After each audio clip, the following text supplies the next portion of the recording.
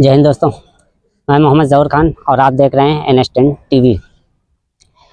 जैसा कि आप जान रहे होंगे कि पूरे प्रदेश में, पूरे यूपी में जो है जगह जगह जो है तोड़फोड़, रोड चौड़ीकरण के लिए या हाईवे बनाने के लिए, रिंग रोड के लिए या 4 लेन बनाने के लिए तोड़फोड़ चालू है। और ऐसे में जो है जनता जो है बहुत ज़्यादा परेशान है, क्योंकि बहुत सारे लोग इससे प्रभावित हो रहे हैं, जिनके घर पूरी तरीके से टूट रहे हैं।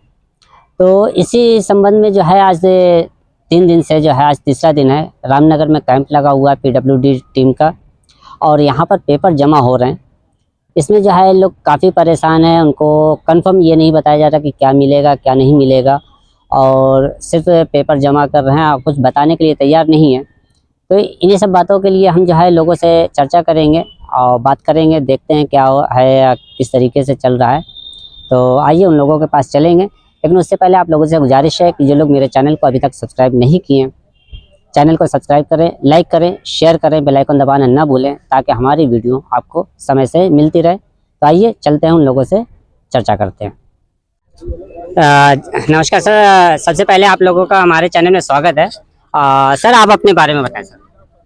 अपने बारे में जी आप। मैं सुरेश बहादुर सिंह, एडवोकेट, नामित पार्षद, उत्तर प्रदेश शासन, विधि प्रकोष्ठ काशी क्षेत्र का सह संयोजक हूँ, रामनगर का निवासी हूँ। सर यहाँ पर जो कैंप लगे हैं, पेपर जमा हो रहे हैं, तो सर ये किस तरह के पेपर जमा हो रहे हैं? हेलो। सार्वजनिक सूचना के क्रम में जो लोग भी पीड़ित थे, भवन और स्वामी लोग, उनके लिए, पीड़ितों के लिए हाई कोर्ट में अपने कुछ भाई बंधु लोग गए थे। वहां से कोर्ट का निर्णय आया है, उसके अनुपालन में PWD जो पड़ाव से लेके टेंगरा मोड़ तक बना रहे हैं राजमार्ग, उसमें चौड़ीकरण से संबंधित जो लोग पीड़ित, जो कोर्ट का निर्णय है उसके अनुपालन में एक सार्वजनिक सूचना के आधार पर कैंप लगाया गया है। और सबसे पेपर मांगा जा रहा है कि आप लोग अपने स्वामित्व संबंधी पेपर यहाँ जमा करिए। उसके बाद जो है विभाग, जो कार्यदायी संस्था PWD है, ये सर्वे करा के जो उसको फिल्टर करेगी, जो लोग स्वामित्व के पेपर देने में सक्षम होंगे उनको उस तरह से ट्रीट करेगी। सर यहाँ पे कुछ रिसीविंग वगैरह भी मिल रही पेपर जमा करने के बाद? बिल्कुल मिल रही है, टोकन भी दे रहे हैं लोगों को। हाँ, लेकिन थोड़ा सा भ्रामक स्थिति है, जनमानस में थोड़ा सा उवाफो की स्थिति है कि भाई किसको कैसे ट्रीट करना है। जो हाई कोर्ट का निर्णय आया है उसको विभाग किस तरह से कंप्लायंस कराने जा रहा है, क्योंकि उसमें निर्णय को समझने के लिए विधिक क्षमता होनी चाहिए। राजस्व की जानकारी राजस्व विभाग को है, और न्यायालय के भी निर्णय में ये था और इनके सार्वजनिक सूचना में भी था कि यहाँ पे कार्यदायी संस्था और राजस्व विभाग दोनों का कंबाइंड बेंच यहाँ बैठेगा।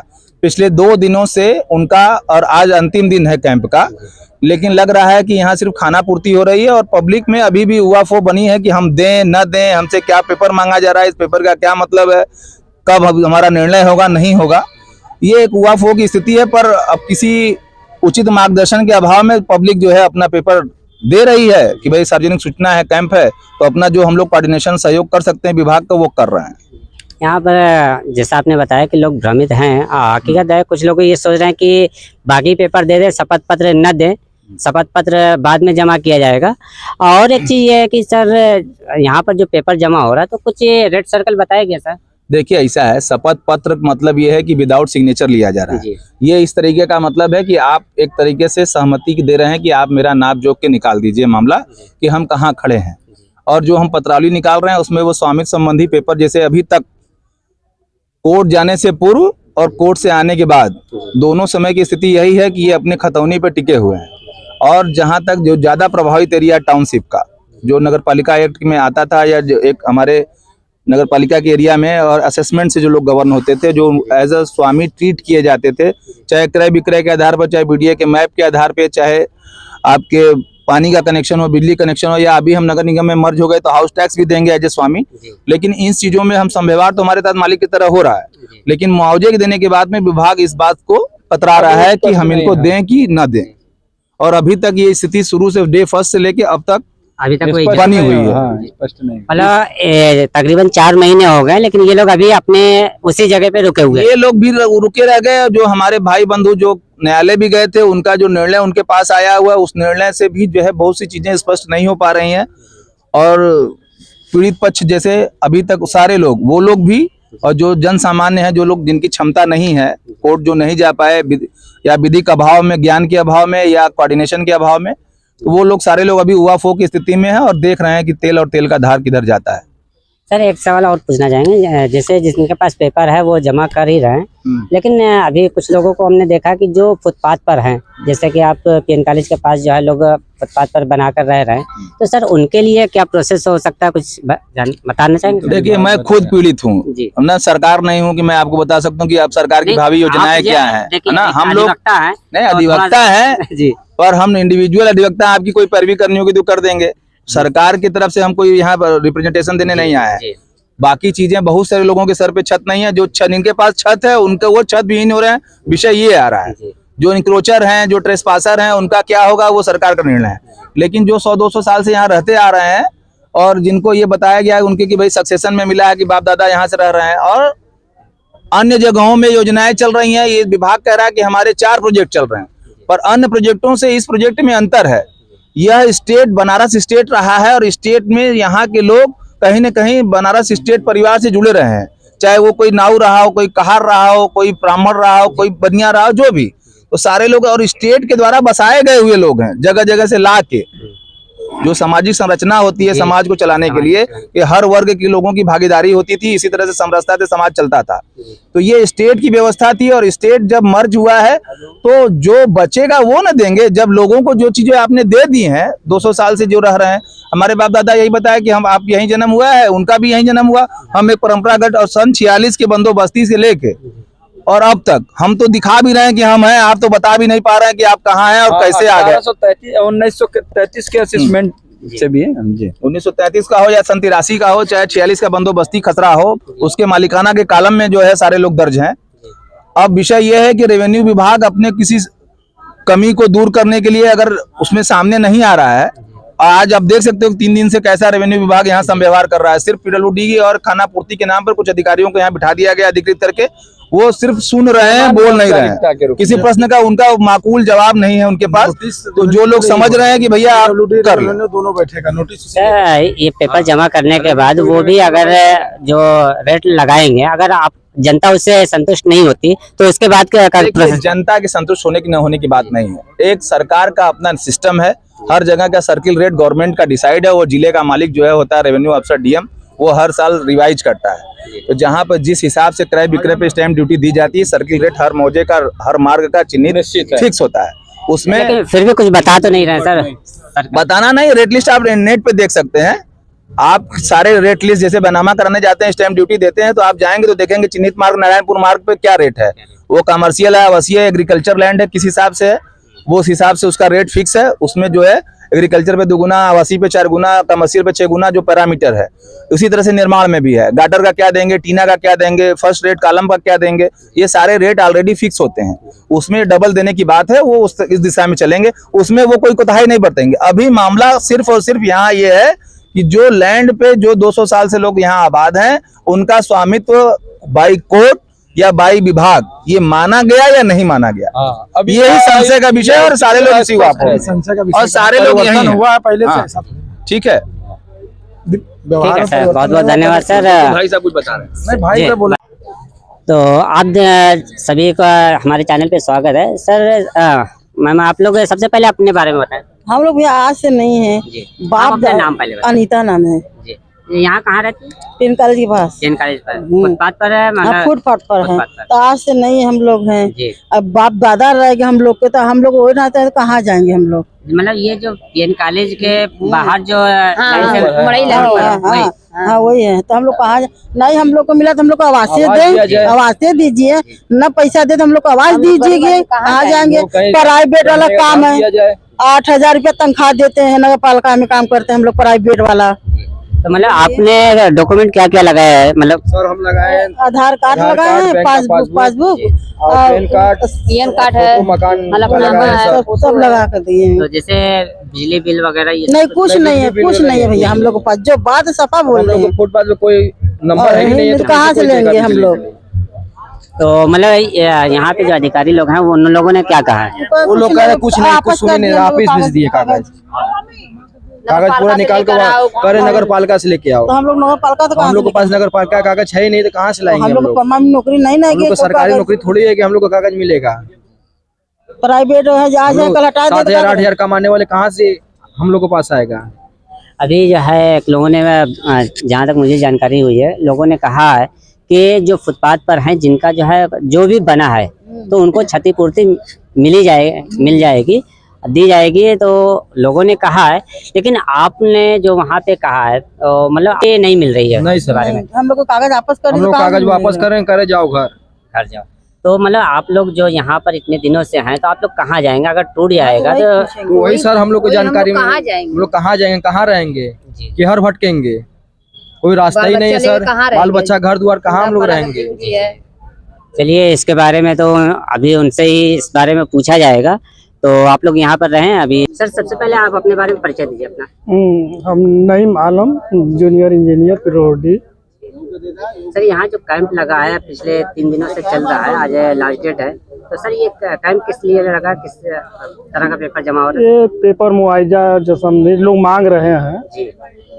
जनता की मांग रही, हमको मुआवजा दिया जा, उसी संबंधित जिसका पेपर नगर निगम से असेसमेंट हो और ग्रामीण का खतौनी हो, उसी के पेपर लिया जा रहा है। तब उसके बाद हमारे उच्च अधिकारी जो भी होगा उसका निर्णय लेंगे। इसमें राजस्व विभाग भी है और विभाग भी सब लोग अपना। तो सर जो कैंप लगा था, जो जिसका अभी तक नहीं जमा हुआ, तो उसके लिए डेट आगे बढ़ेगा या ये तो हमारे उच्च अधिकारी बता, हमको 3 दिन कहे थे, 3 दिन हम अपना कैंप लें। तो सर ये मतलब किस विभाग से जो है आगे जो निर्णय आनी है, तो सर किस तरीके से आएगा कुछ बताएं? अब ये तो हमारे राजस्व विभाग ही जी। यह नियम और कोई सर राजस्व विभाग से कोई आया है? नहीं, 3 दिन में तो कोई नहीं। 3 दिन से कोई उच्च अधिकारी नहीं आया मतलब? नहीं। तो सर ये जो पेपर जो जमा हुआ है, बहुत सारे यहाँ पे असंतुष्ट हैं लोग पेपर जमा करने के बाद भी। कुछ लोग बोल रहे हैं कि मतलब पेपर जो हमने जमा कर दिए लेकिन फाइनल नहीं कुछ हुआ। तो सर उन लोगों की संतुष्टि के लिए कुछ बताना चाहिए? संतुष्टि के लिए पेपर करेक्शन होगा, तब उसके बाद जो भी कमियां रहेंगी, इनको मोबाइल नंबर अपने आवेदन पर लिखे हैं तो उनको मोबाइल से हम लोग संपर्क करेंगे, सूचित करेंगे, उनके घर तक पहुंचेंगे या हो तब उसके बाद। बहुत बहुत धन्यवाद सर।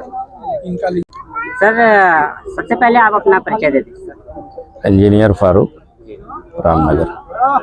सर जैसे आप हाई कोर्ट की पैरवी कर रहे थे, कोर्ट के कुछ निर्देश आए थे सर, उस निर्देश के बारे में कुछ बताएंगे? कोर्ट ने जो आदेश किया है और जिला प्रशासन को जो निर्देश दिया है, उसमें उन्होंने कहा है कि 2012 और 2015 के जो शासनादेश हैं उन्हें कंप्लायंस कराएं और जो पिटिशनर्स हैं उन्हें राहत दें। सर आज जो पेपर यहाँ जमा हुए हैं, पिछले 3 दिन से जो जमा हो रहे थे, तो सर ये पेपर किस तरीके से जमा हुआ है, इसमें कौन कौन से पेपर लगाए गए सर, जानकारी दें? हर इंसान के अपने अपने मकानात हैं और उनके पेपर्स हैं, तो वो पेपर्स के अकॉर्डिंग जो है उनके पास वो उन्होंने जमा किया है। अभी जो 40 पिटिशनर हैं वो अभी नहीं जमा कर पाए हैं। दिक्कत इस बात की है कि अभी डीएम साहब ने किसी तरह का कोई नेगोशिएशन नहीं किया है। पहले डीएम साहब शासनादेश का पालन करें जो है और माननीय उच्च न्यायालय के आदेश का पालन करें। हमें बुलाएं, हमें बताएं कि क्या देंगे क्या लेंगे, इसके बाद फिर बैठते हैं। हमारी जो जन समस्या है इस मामले को लेकर के मुआवजे के संदर्भ में उनको देखें, उसके बाद निर्णय दें, समय दें, 3 महीने 4 महीने का समय दें, हमें मुआवजा ज़मीन व मकान का दिया जाए। हम तैयार हैं, हमको कोई आपत्ति नहीं है, हम सरकार के आदेश का पालन करेंगे। ऐसा नहीं है कि हम उनके प्रोजेक्ट को ग्रहण लगाएंगे, बस ये है कि हम डिस्प्लेस हो रहे हैं तो हमें दिया जाए। सर हम आपसे अभी कुछ जानना चाहेंगे, जैसे यहाँ पे जो लोगों ने पेपर जमा किया है अभी भी लोग अस्वस्थ हैं, बहुत सारे जो है उनके मतलब संतुष्ट नहीं हो पा रहे, तो सर ऐसा कुछ बता दीजिए। देखिए, संतुष्ट इसलिए नहीं हो पा रहे हैं कि विभाग और प्रशासन इनको संतुष्ट करना ही नहीं चाह रहा है। अगर ये लोग सही ढंग से वार्तालाप करते और यहाँ जितने पीड़ित हैं उनसे मिलते तो शायद आज ये स्थिति नहीं होती और ये प्रोजेक्ट अब तक अपने कंप्लीशन के ऊपर होता।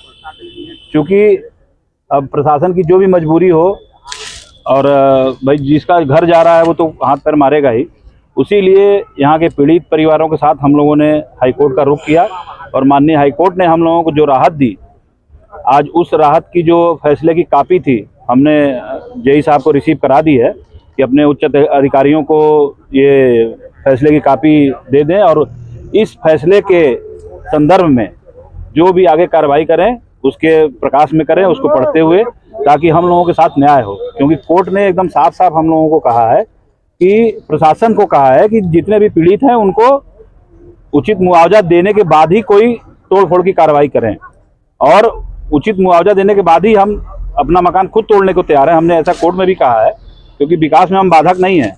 हम भी चाह रहे हैं कि विकास हो, लेकिन हम अपने आप को ख़त्म करके विकास नहीं चाहते हैं कि भाई हम भी रहेंगे तभी तो विकास का आनंद ले पाएंगे। तो इसीलिए हम लोग इसीलिए अपने हाईकोर्ट के फैसले की कापी हमने यहाँ मौजूद अवर अभियंता महोदय को रिसीव कराया है कि ये अपने उच्च अधिकारियों को दे दें और बाकी लोग अपना पेपर दे रहे हैं। अब आगे की कार्रवाई निर्णय जो माननीय हाईकोर्ट का जो निर्णय है उसके संदर्भ में अब जो उच्चाधिकारी लोग लें उससे, ताकि सबको न्याय मिल सके। सर ये जानना चाहिए, पिछले 3 दिनों से जो है कैंप लग रहा है, जेई साहब तो यहाँ मौजूद है लेकिन उच्च अधिकारी कोई नहीं आया सर। देखिए, इसमें यही तो जो भ्रांति फैल रही है उसका सबसे बड़ा कारण यही है। आज कोई भी प्रशासन हो जनता के लिए होता है, चाहे डीएम हो, चाहे कमिश्नर साहब हो, चाहे जिलाधिकारी महोदय हो, चाहे पीडब्ल्यूडी के एक्सीएन हो। आज 500 लोगों को वहां बुलाने से अच्छा है कि एक अधिकारी यहाँ आ जाए। चाहे राजस्व विभाग, देखिए 3 दिन से राजस्व विभाग अभी तक यहाँ नहीं आया, जिनको जिलाधिकारी महोदय ने नामित किया था कि यहाँ पर आकर के आप लोग जनता की समस्याओं का अवगत करें। अगर हो सकता था, अगर वो लोग यहाँ आते तो काफी शंकाओं का समाधान हो जाता लोगों का, और लोग अभी शायद एफिडेविट बना के दे दिए होते। अगर उनको इस बात का विश्वास दिला दिया जाता कि हमको कितना मुआवजा मिल रहा है या कितना मिलेगा भविष्य में, अगर ये लिखित आश्वासन मिल जाता प्रशासन से, तो लोग अभी एफिडेविट साइन करके दे करके अपना मकान तोड़ना शुरू कर देते। लेकिन प्रशासन की मंशा ही नहीं समझ में आ रही कि किस हिसाब से काम कराना चाह रहे हैं, और पब्लिक अधर्म में है। त्योहार, दीपावली का त्योहार उसी तनाव में बीता है, अब नया वर्ष आ रहा है वो भी तनाव में जा रहा है। लोग परेशान है कि क्या करे क्या नहीं करे। आप भीड़ देख रहे हैं, भीड़ की स्थिति क्या है, औरतें चली आ रही हैं, बुजुर्ग चले आ रहे हैं कि परेशान कि भैया हम लोगों की तो सब छत गलत चला जाएगा तो कहाँ जाएंगे। इस चीज को प्रशासन को समझना चाहिए और जनता के बीच में आकर जो उच्च अधिकारी हैं या जो सक्षम अधिकारी हैं इस मामले को हल कर सकते हैं, उनको यहाँ जनता के बीच में आना चाहिए। और इस तरह का कैंप लगाकर केवल एक बाबू बैठा करके केवल रिसीव कराने से ये सब तो बेवकूफ बनाने वाला काम हो रहा है। 3 दिन में कोई उच्च अधिकारी यहाँ झांकने नहीं आया है। हम लोग रोज आ रहे हैं, देख रहे हैं कि भाई कोई आ जाए, किससे हम लोग सवाल करें, किससे पूछें कि क्या रेट मिलना है, कितना हमारा जा रहा है, कुछ तो बताएं, लेकिन कोई बताने वाला नहीं है। यहाँ की पीडब्ल्यू के 2 अवर अभियंता महोदय लोग बैठे हैं और जो सक्षम नहीं है कि कोई जवाब दे पाए। तो हम लोगों की यही माननीय जिलाधिकारी महोदय से, कमिश्नर महोदय से ये हम लोगों की डिमांड है कि यहाँ आए और सभी पीड़ितों से मिल करके एक उचित रास्ता निकालें। हर पीड़ित तैयार है अपना अपना समाधान, अपना मुआवजा पाने के बाद अपना मकान खुद तोड़ लेगा। सर जैसे पेपर जमा हो गए लेकिन उसके बाद भी सब प्रशासन जो है जनता को संतुष्ट नहीं कर पाई, तो उसके बाद जनता क्या करेगी? जनता क्या करेगी? जनता तो कोर्ट चली गई है, कोर्ट ने आदेश दे दिया है बिना मुआवजे के कोई मकान तोड़ेगा नहीं। ये तो प्रशासन को स्पष्ट आदेश आ गया कि बिना मुआवजा दिए आप नहीं तोड़ेंगे। और अगर आपको आवश्यक अधिग्रहण करना है तो आप फिर जो विधि सम्मत कार्यवाही है उसको करते हुए आप आइए, तो देखा जाएगा। बहुत बहुत धन्यवाद सर, फिर जैसा भी रहेगा हम कंटिन्यू बने रहेंगे। आज के लिए बस इतना, धन्यवाद, जय हिंद।